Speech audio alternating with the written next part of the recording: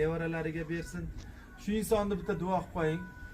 Ana Qashqadaryoda ham meni bolamga o'xshagan bitta inson bor ekan. Shu kishini umrlari uzun bo'lsin, bolalari makkan bo'lsin.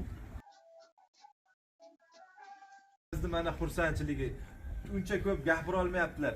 O'sha bizni musofirda ko'rgan, qo'llab-quvvatlab kelayotgan opa-singillarimiz, aka-ukalarimiz, yoshi katta ota-oha va onaxonlar, Tojikistonda ko'rayotganlar, Qirg'izistonda ko'rayotganlar, Turkmanistonda ham bizni kuzatadiganlar.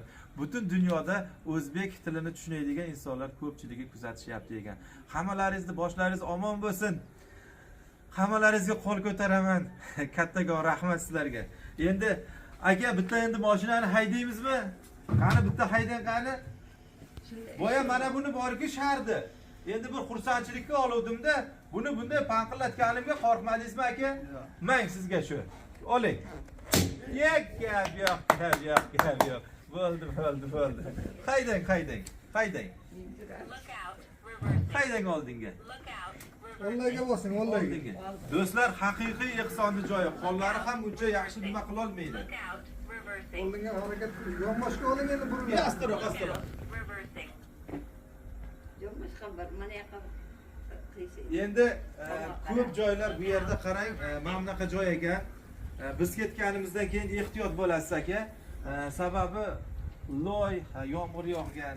Endi yashash joyingizni mana shu yer beton ekanu, lekin mana bu tomoni ham gitti qiyin masala ekan. Shuning uchun ushbu videoni shu yerga olyapmiz. Uyga kalaskani olib kirishning imkoni bo'lmadi. Akamiz mana shu tomonda yashaydilar mana. Mana shu tomonda yashaydilar. Lekin rahmat, hamma joy beton sharoit ekanu, lekin akamiz hozir 51 yoshda-siz. Yo'q 49 yoshdami? 49. Adashma akajonim, meni kechiring. 49 yoshda ekanlar. Shu insonni baxtli qilaman degan insonni biz kutamiz. Allohim har bir bandasini o'z jufti bilan yaratsin. Boshqa gapirmayman, tushunganlar tushundi. Xullas, o'zingizning gapingiz bormi?